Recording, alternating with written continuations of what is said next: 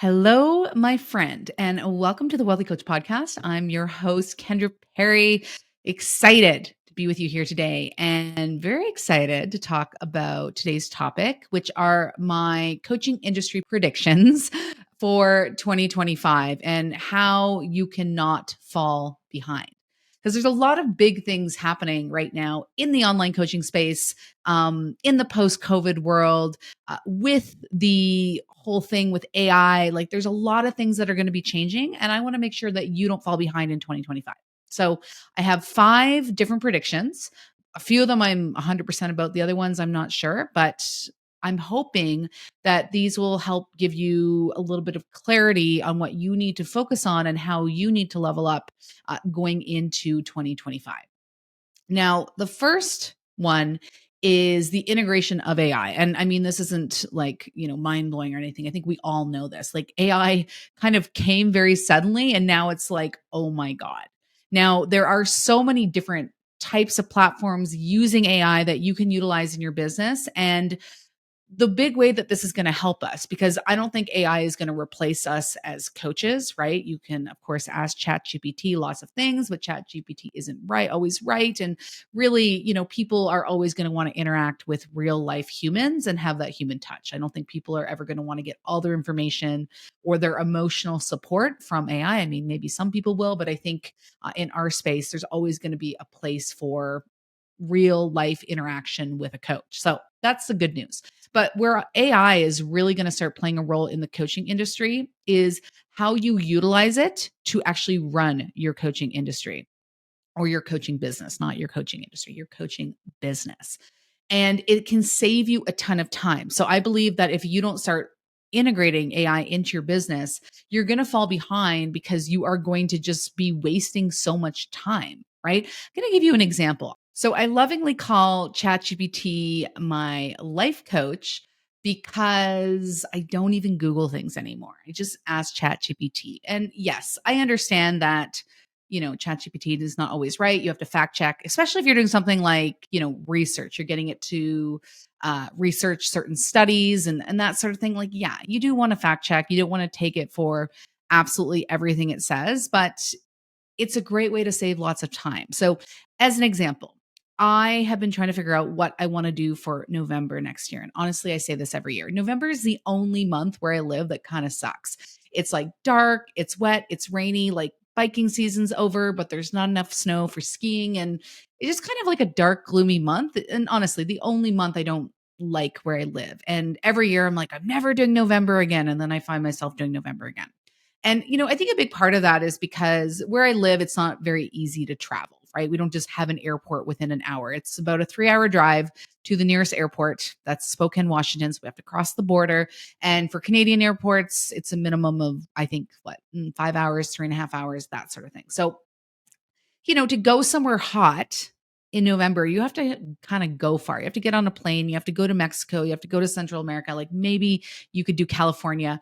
But I was thinking about it because one of my favorite months of the year here is October. It's sunny. I love all the fall colors. Like it's a really kind of, nice, like 10 degrees Celsius, like nice, kind of cool, but warm fall temperatures. So I was kind of thinking, I'm like, man, what if I could just make October last another month by going just a little further south. So instead of having to drive, 2 days down to Arizona or get on a plane, with a baby or a toddler, right? Why don't we just extend our October? So I asked ChatGPT and I was like, this is what I like about October. This is what I want to do. Can you please suggest like 5 places that are within a day's drive that we could go to? And it gave me some options. And as it turns out, I found the places I want to go. So we're going to maybe try Bend, Oregon, maybe go to Northern California and spend about 3 weeks of November just not here in the rain. We're just going to extend our October, extend our beautiful fall. Now, in a pre AI world, like it would have taken me a very long time to gather that information, right? I would have had to go on Google. I'd be looking at photos. I'd be looking at like weather reports. And it literally took all of 5 minutes to get all that information. So the saving of time is really critical. And I'm a big fan of ChatGPT. I use it for everything. I use it for ideas. I use it to help me write sales pages, content. I use it to help me respond to difficult customer service emails, to all kinds of things, right? I just get it to fact check me, to summarize, to get ideas. Like the amount of time it saves me is actually crazy. And especially for things like content, because I really believe in organic content. I think it's really important. But I don't want to spend all my time doing it, right? I have a baby, I have a family, I'm running a business. Like, I don't want to spend hours and hours and hours of my time creating organic content. And so, while ChatGPT doesn't write all my content for me, it gives me ideas, it helps me better communicate certain things I want to get out. It really does a lot of the heavy lifting for me. So, I really believe if you're not utilizing AI, then you are going to fall behind, right? Another example, we have a platform called Fireflies AI. It summarizes all of our meetings. Now, I believe Zoom will do this too now, but essentially it summarizes, it timestamps, it creates little clips that you can put on social media if you want. And so that's great because in the past, we would have a person doing this and it would cost lots of money and they would spend lots of time, like, time stamping everything, finding the clips, taking the notes. And now we have a platform that does it. And really, she just needs to kind of copy and paste and edit out a few things. And so it saves us a ton of time, right? So I believe the integration of AI into our business is it's not going to replace us, but I think we need to be utilizing it because time is our most limited and valuable asset. It's not something we get back. And if we are spending all this time in things that AI could actually do for us, it's actually going to set us behind in our business. So I think the integration of AI is completely necessary. And there's lots more beyond ChatGPT. Something that, and I'm talking to myself, I need to educate myself on this as well. I need to get more up to date with what AI platforms are available to me so that, again, I can save more time and stop doing silly things manually. Okay. Number two is niching down is going to become more important than ever, but not just in the problem that you help people solve, also in the human that you want to serve. Okay. And what I mean by this is there's a lot more saturation in the online coaching industry, and it's not too saturated. The online coaching industry is very much in its infancy, right? It's only been around for maybe 20 years, right? It's new, but there's more people online. There's a lot more people wanting to make it online. And there's a lot of programs, right? Like 10 years ago, people didn't have a lot of options. Like when I was looking at programs, I really only had a handful of options. But now, if I was looking at programs in a specific space, I would have dozens and dozens of options, right?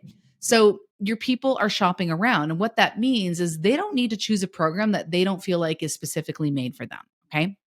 Now, I talk about niching down a lot. Niching down has always been important, and especially into the problem. So, for example, we don't just want to help people with their health, we want to help people clear their skin from cystic acne or reverse their Hashimoto's or get rid of debilitating joint pain or, end their fatigue, whatever, right?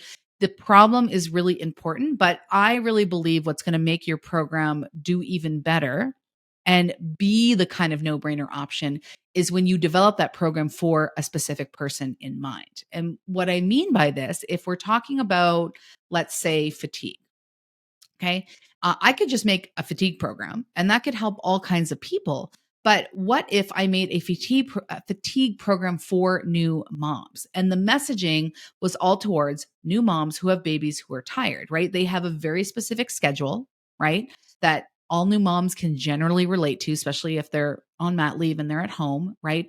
The baby's number one, and they need to be able to basically implement the action steps and take care of themselves in a very sort of time effective way because they don't have a lot of time. And, I know, and I can relate to this as a new mom, like really, my time for myself is between 7 and 9 p.m.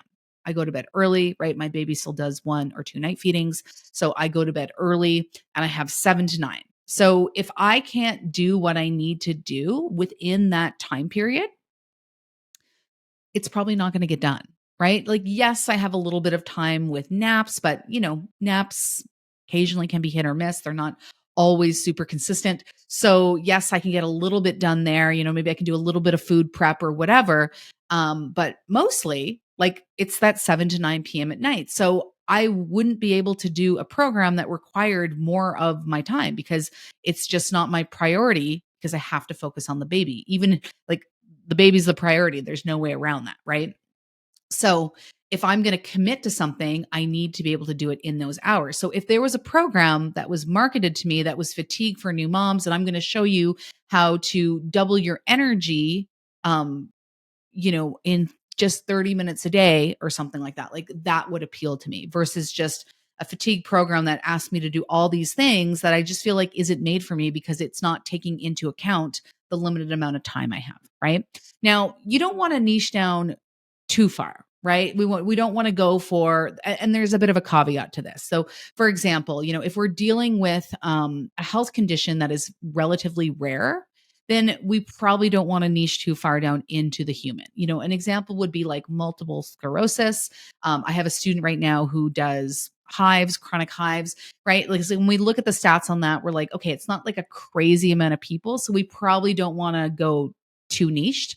But when we're talking about bigger problems like that, a lot of people have like fatigue, like weight loss, acne, where there's literally millions and millions and millions of people who have these problems, we want to get more specific with the human. Okay. And that's really going to make people feel like, oh my God, this program was made for me. Okay. And again, we don't have to get too micro. It's not like we're doing like teachers in their 20s who are divorced or whatever, but things like busy professionals, like new moms, single moms, toddler moms, right? Divorcees, empty nesters, right? People who, have an identity that gives them a very common day to day experience because not only does this feel like, oh my God, this program was made for me, but it makes it a lot easier for you to message and really to deeply connect with the human because people are really looking for that deeper connection, right? There's so much online that's like automated and like the human has kind of been pulled out of it. And so people just really want to feel connected to the person and the program that they're signing up for. And when we can truly speak to their experience, their day to day, and how they're actually walking through life, it's going to make our marketing a lot more effective. Okay. My number three prediction is that high touch coaching programs are going to be more desirable than ever. And this kind of goes back to something I just said about how everyone wants passive income. Everyone wants to automate. There's so many like gurus and experts out there who are like online courses, sell an online course, passive income, turn it on, walk away, go to the beach. I sort of hate that messaging. I hate that messaging because I think it is predatory and I think it is very misleading. Yes, there is a time and place for online courses, absolutely, for DIY online courses. But when you don't have a human touch in it, especially in health and wellness, it's problematic, right? If you have a little mini course that helps people meal prep, great. That is totally a great topic for an online course, right? There's not going to be a ton of questions. It's very straightforward. It's kind of like do this, do this, do this. But when we're talking about health and wellness and personal development, people are going to do things that you recommend in your program and things are going to pop up, right? They're going to have mindset blocks, new symptoms. They're going to react to a supplement that you give them. And if they don't have access to support, they're never going to finish that course. And the problem is, it has become way too easy to build courses, right? This goes back to AI, right? You can literally get ChatGPT to write an entire course for you. Okay, it's very easy. And so the market is actually flooded right now with online courses, and it's flooded with a lot of shitty courses because in the past, you actually not only had to be educated and have expertise, but you also had to be good at course development and curriculum development. Now you don't need that, right? Now you can just ask ChatGPT to make a course for you. You can record it and you can throw it out there. So I believe the market has been flooded with a lot of shitty courses. And what that means is the people who are looking to invest in something have already invested in a shitty course. I come across it all the time. You might be hearing this too.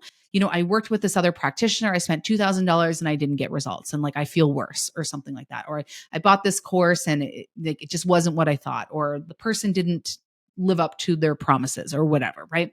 You are probably hearing this because I am hearing this all the time. And that's just kind of the result of what's happening in the online space right now with AI and how easy it's become to actually create and sell courses, right? So people want more human interaction. And I think this is also something that we learned from COVID, right? In the beginning, do you remember those like Zoom hangs? We'd be like, oh yeah, let's have a Zoom hang. We're like, have a cocktail and hang out on Zoom. And you did that like once or twice. And then you were like, oh yeah, this really fucking sucks, right? We did a couple Zoom hangs, like people are talking over each other and someone's glitching and it's just like, you can't get a word in and this one's talking too much. Like it was it wasn't fun. I think we all realized it wasn't fun. And we're like, no one's doing Zoom hangouts anymore. We're just not doing that. We're like, we're over that. We want to like meet in person. And so I think it's the same thing in the online world is people want more of a human touch. They want someone who is going to hold their hand and support them and help them troubleshoot, pick them up when they're down and help them kind of take a framework. Cause you know that I'm a huge proponent of group coaching programs. It's what I teach inside HCA. Love group programs. But within a group program, I believe you do need to have sort of a course. We call it the unique methodology, but we want the ability to customize and troubleshoot and adapt it to be available to the client. Because if it's not, they're never going to finish it, right? There's a crazy statistic that like 95% of people never finish online courses. That's crazy. If someone doesn't finish your course, they're not going to refer it. They're probably going to tell people it didn't work, right? I think it can actually hurt your business. Okay. So I think high touch programs, and I don't mean one on one. I think a group program can be very high touch. For example, if you come into HCA, we're a group program. We don't offer one on one, but we give you a one on one high touch experience within that group program, right? You get unlimited reviews, right? If you want something audited by us, you want us to look over your sales copy or your webinar script, whatever, we will literally read through it and we will send you a full review screen share recording in Loom so that you can watch it, you can read the transcript, it will take notes for you. And so we're not just giving you a quick Facebook response, right? We're not just saying, "Oh, go to this module." We're actually giving you live feedback on what you need feedback on. And then in our group coaching calls, right? Like we allow people to unmute and we coach and we will literally sit there. Sometimes we'll spend 15 minutes with someone going over what they need help with because we don't want to cut people off. We want to make sure people feel completely supported and safe to get the support they need. So you can still offer high touch within a group format, right? You can also offer a little bit of one-on-one within a group format if you want. It's called a hybrid program, right? You can offer a little bit of one-on-one. You could offer something like private messaging within a group program. Private messaging is one-on-one support. So there's lots of different ways to do this because truthfully, even if someone doesn't get a full result or the result they're looking for within your program, if they had a fantastic experience and they felt they were well taken care of and you really cared about their well-being, they will refer your program. The experience is almost more important than the result, right? So it's really hard to provide an experience within a DIY online course where there's no human interaction, but you can absolutely provide that within a group coaching program or some other form of high ticket program. So I just think with, AI and the more disconnected we are all getting from each other, right? I think these high touch programs are going to be really, really sought after. And I think there's a way to offer them in a way that's affordable. And this is again coming back to group coaching programs because, a one-on-one premium program is going to be 5K, maybe more, but a group coaching program might be $2,000, but people can still really get that high touch support. Okay. Number 4 prediction is if you want to succeed online, you are going to have to be everywhere all the time. This is called omnipresence. Omnipresence. I actually really like that word. Now, that might sound overwhelming, but here's the reality, right? And again, we've covered this already today. So people are really jaded, right? Because they've had bad experiences investing in other courses or programs where they felt like, maybe the marketing was really good, but the fulfillment was shitty. Coach made promises they didn't live up to, or they didn't get the results. They spent all this money, right? So people are jaded. They've been burned, right? And so their walls are up. We can think of a dating analogy, right? You just got your heart broken, like, men or women have treated you like crap. You've been dumped multiple times, walls up, right? If you watch The Bachelor, I mean, everyone has their walls up. Everyone's like, "Oh, I'm afraid to be vulnerable. I'm afraid to put my walls down." So your people have their walls up. And so what that means is they're not just finding you and buying, they are hanging out in your audience for a long time. They're feeling you out. They're getting to know you. They're checking out your competition. They're looking at their other options. They're going through every detail of your sales page. They're reading your testimonials. They're reaching out to the people in your testimonials, right? People are really trying to do their due diligence to figure out if you are the right fit for them. Okay. But there is a lot of noise online. There's a lot of distractions. Like how many times do you open your phone with the intention to do something and then 20 minutes pass and you're down in the depths of Instagram and you're like, how did I even get here? How did I get here? This happens to me all the time. It actually drives me crazy. I wish I could have like a phone for Instagram and a phone for everything else because I get sucked in. I'm human, right? And so it's very easy to find someone, think, oh, yeah, this person is great, but then get distracted and forget about them because we all have so much shit going on in our lives that, of course, we're thinking about ourselves. We're not thinking about the coach we just found. And if we're not everywhere, if they don't see us again, they're going to forget about us. So, omnipresence. Okay. And you can do this without having to be on every platform. A big part of this is repurposing content, right?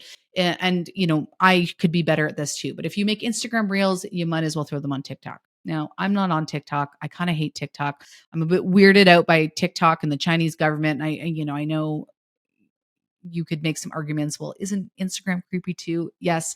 Anyways, I'm not on TikTok, but that would be a great thing to do. Take your reels and throw them on TikTok, throw them on YouTube for shorts, right? You could do that as well.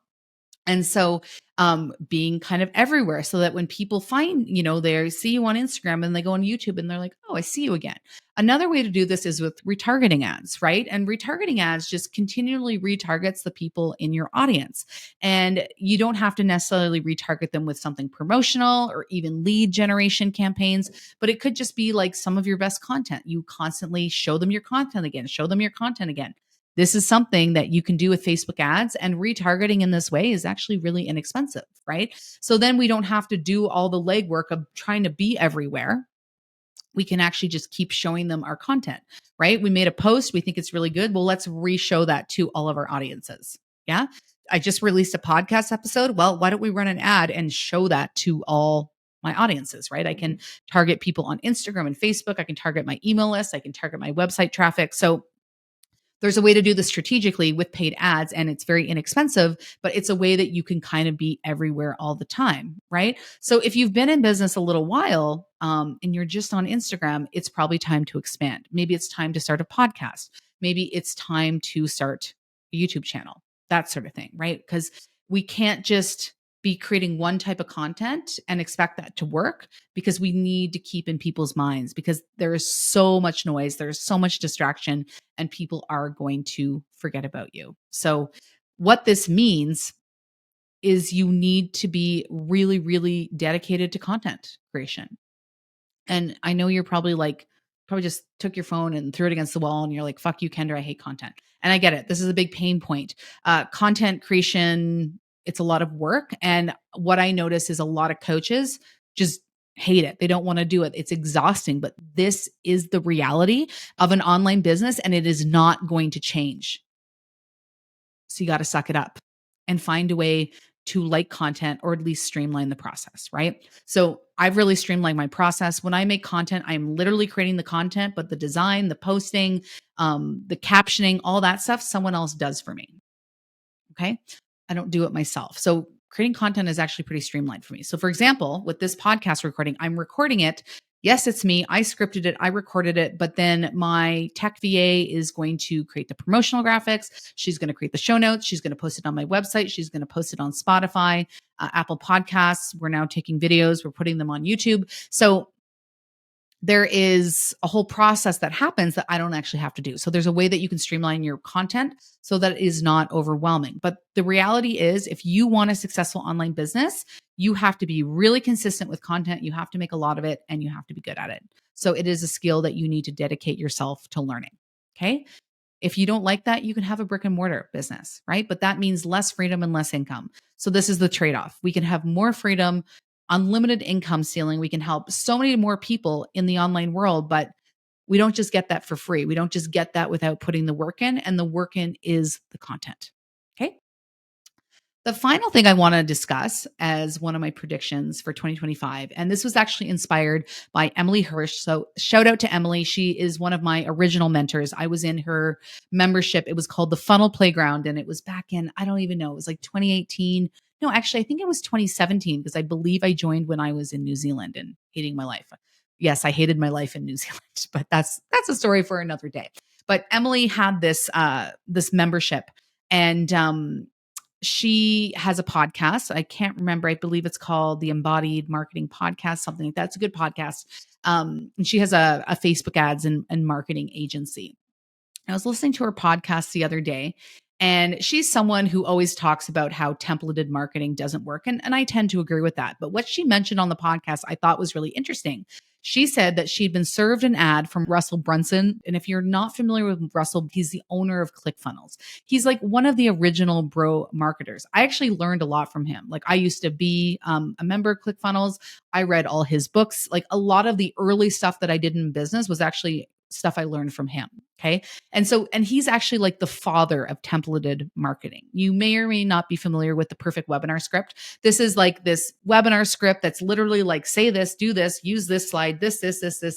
And it was the webinar that literally everyone used for a very long time. Now, I don't believe the perfect webinar script really works anymore because I think everyone has seen it at this point. And I stopped using it a really long time ago because it just didn't feel authentic to me anymore. But this is literally the father of templated marketing, who is now running ads that say templated marketing is dead or templated marketing doesn't work. I don't actually know what the ad is. I'm just basing this off of what Emily said. And she was really interested because she's like, oh my God, pay attention to this. And I agree with this. Now, you might be like, well, Kendra, don't you provide templates inside HCA? Yes, we give you templates for everything, but we don't want you to just regurgitate the template. The template is more of like a roadmap, right? But you need to input your own words and your own personal touch.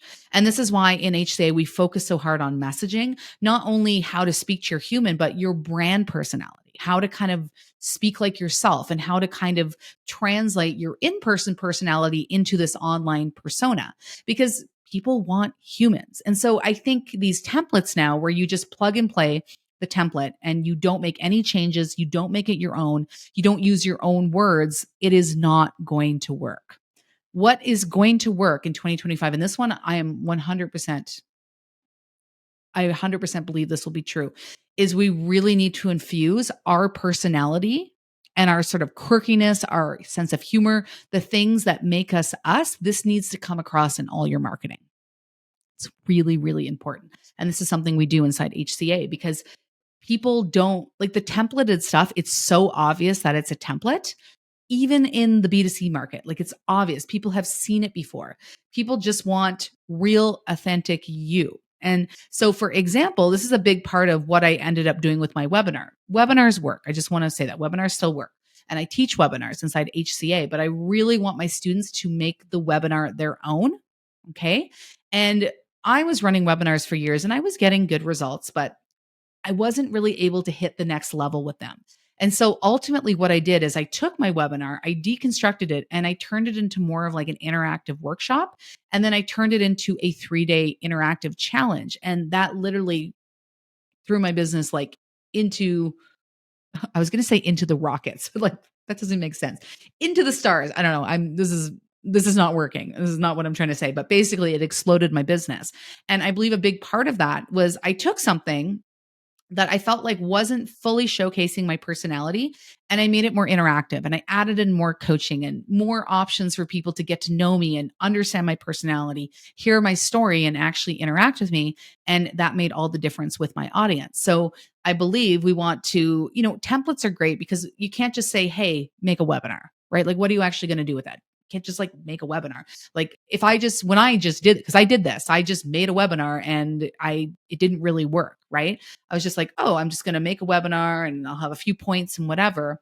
But there's a whole sort of psychology that goes in. So we want that framework. We want the script to kind of tell us, okay, this is when we do this. But if something doesn't feel authentic, then you shouldn't do it, right? Or if you want to add in something that's does feel authentic or is a bit more personal, we need to do this. So we need to be taking any templates or scripts or roadmaps and we need to make it our own. Okay. So let's go over those 5 before we end this episode. So the 5 predictions that I have for the online coaching industry in 2025 and how to not fall behind is the integration of AI. We need to learn how to use AI in our business because if we don't, we are falling behind or we are being less than we could be, right? If you're not great at copywriting yet, that's okay. Just learn how to properly prompt ChatGPT to sound like you. This is something I teach my students because you can actually sound pretty good and actually seeing how ChatGPT writes copy can actually help you learn. Okay. We need to niche down further. We can't just help people with fatigue. We need to help active women in their 30s with fatigue, or new moms with fatigue, or whatever. We need to actually niche down into the human so that we can speak to them more directly and make the program that we build feel like it was specifically made for them. Now, the caveat to this is, more rare issues where maybe not a lot of people in the world actually have this issue. We're probably not going to want to niche down the human too deeply. Okay. High touch programs are going to be all the rage. People are sick of DIY courses. At this point in time, people have probably purchased a lot of online courses that they never finished, and they had no access to support. So they never finished. And people actually want support from a real human. So I think high touch programs, even despite the cost of living crisis, are going to be more desirable. Omnipresence is necessary. So you need to figure out how to be everywhere all the time, either by repurposing more of your content to different platforms or by using Facebook ads to show up everywhere all the time. And then finally, templated marketing is dead. I think it's been dead for a while. I've heard Emily say this for a while. I've been totally on board, but knowing that Russell Brunson, the father of templated marketing, now has a whole ad campaign about the death of templated marketing, I think we can officially say it is dead, 6 feet under and in the grave. All right, my friend, I hope you enjoyed this episode of the Wealthy Coach Podcast. I will see you next Monday, same time, same place, where I help you become wealthy AF.